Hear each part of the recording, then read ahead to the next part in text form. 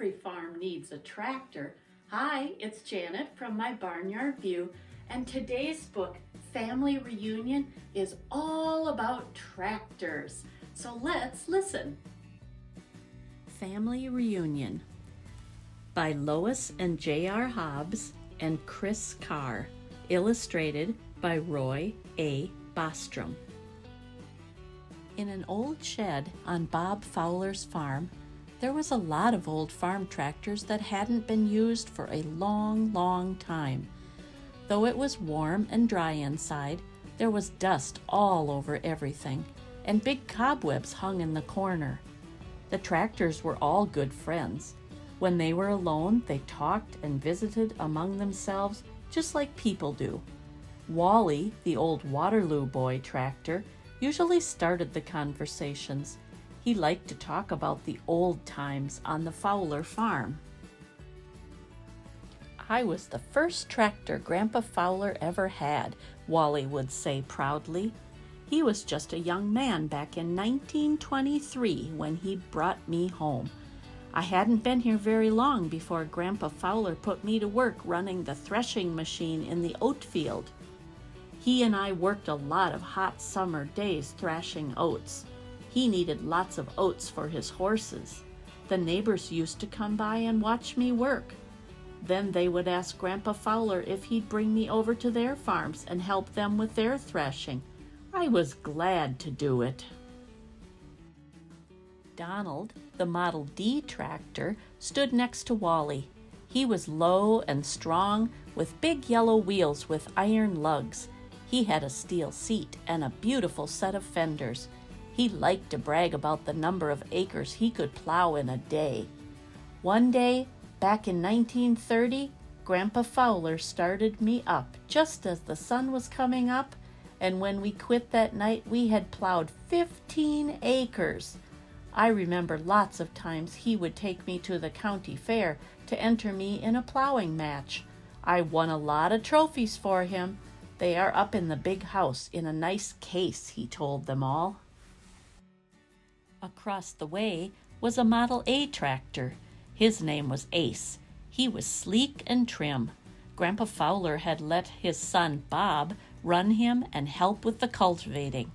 "Bob was just a teenager when he first started running me," Ace said, smiling as he remembered those days. "We cultivated corn and beans, acre after acre. He never had to stop and give me a rest like he did with the horses. The horses used to stand in the pasture and whinny at us as we went past. I think they were really glad that they didn't have to work so hard in the heat and the bitey flies anymore. Bob was sure a good tractor operator. He always kept me clean and greased and put away in the shed at night." In another corner was a little Model M tractor. He didn't like his real name, so everyone called him Mighty. He was small, but he could do so many things that no one ever made fun of him for being smaller than the rest. When one of the tractors would ask him about some of the things he used to do for Grandpa Fowler and Bob, he would say in his quiet, proud little voice, "Well, I mowed the hay and the roadside ditches.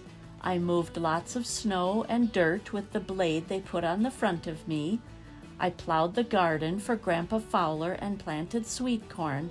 One time, Bob Fowler entered me in a tractor pull with lots of other tractors my size, and I outpulled them all."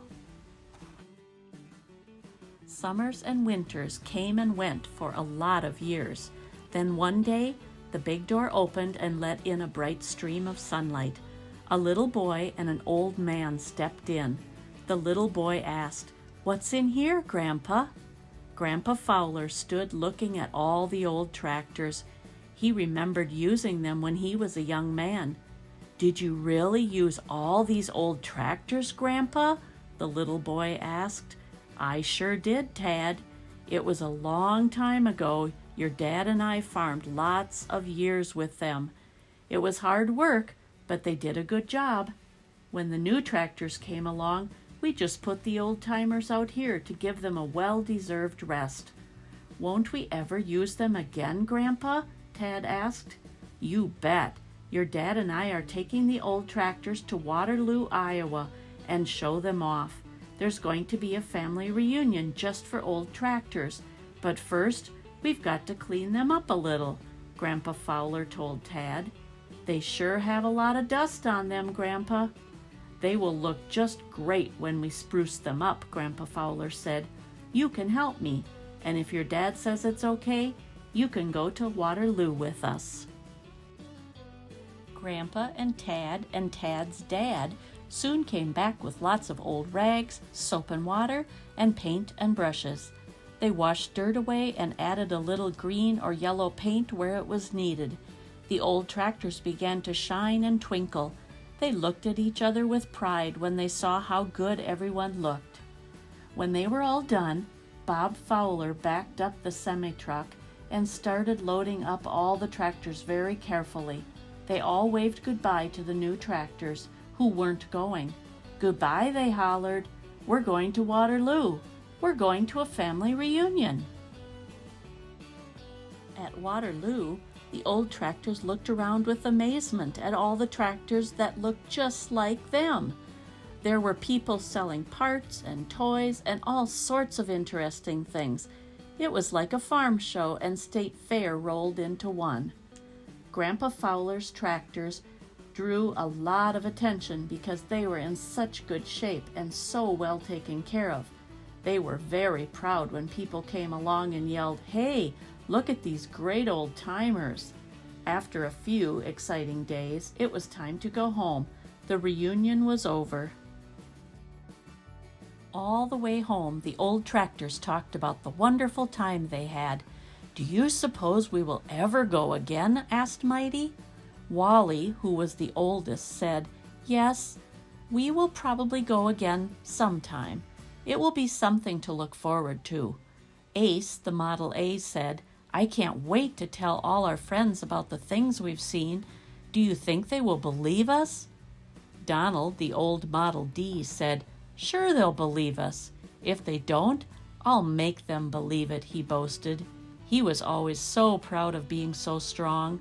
They all laughed at him and then were silent all the way home. It was quiet in the old shed again. All the tractors were back in their places. The dust had begun to settle down on them again. The old tractors had told their friends all about Waterloo and the family reunion. They all thought their own thoughts about old times and new times and the times they had done. They were very content to be snug and dry and to rest in the old shed on Farmer Fowler's farm. Did you like all those older tractors in that book? We have one on our farm that was built in 1958, and we still use it almost every day. But today's video, we are going to see one of the jobs that our tractor does, and Sara is going to explain it to you, and I'll see you tomorrow. Hey everybody, it's Farmer Sara, and today we're out in the field in a tractor with me. Oh my gosh, and here comes Farmer Mike.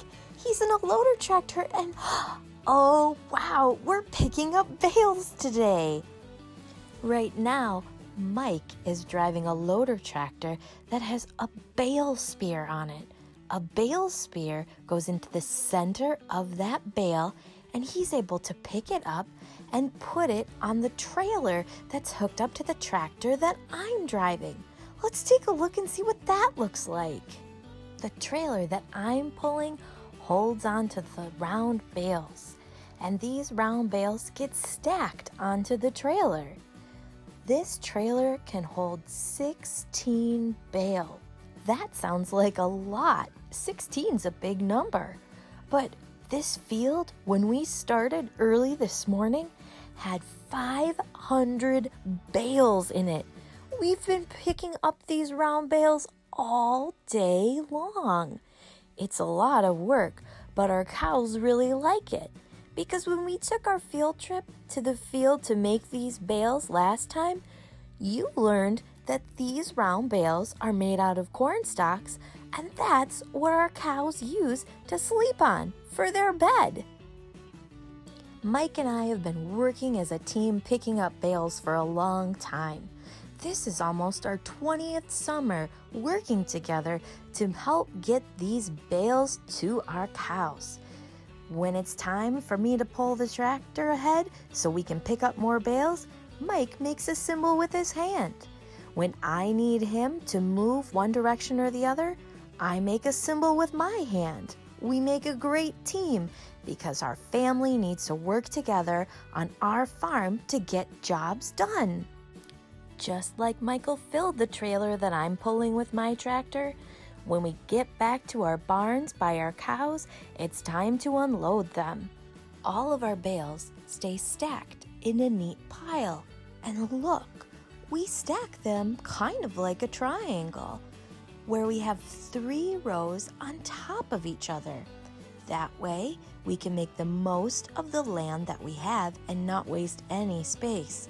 It also helps to stack the bales this way to protect them from rain and snow when it comes again this winter. Let's hop inside Mike's tractor and ride with him and see what he's doing in there.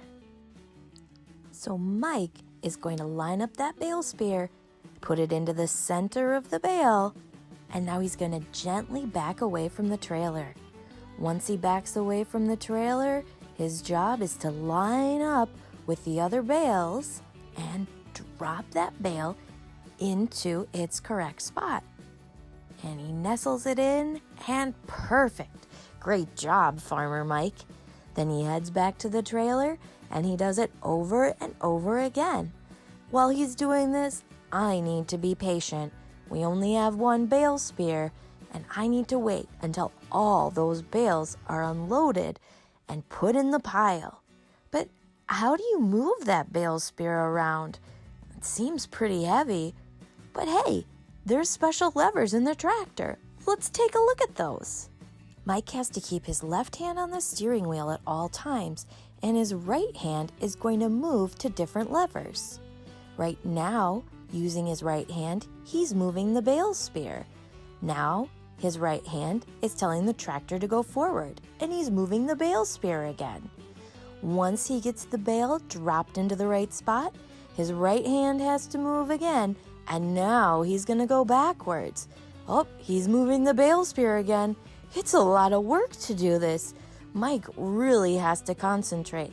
His left hand and his right hand are always moving in order to get this job done. But what about his feet?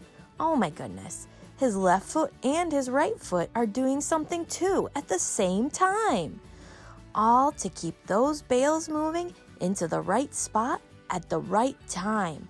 It's a lot of work, and it's taken Mike a lot of practice to get fast at the job of loading and unloading bales. Well, this wagon load's empty, and we've got a lot more to pick up. So I'll say, see you next time, and bye-bye.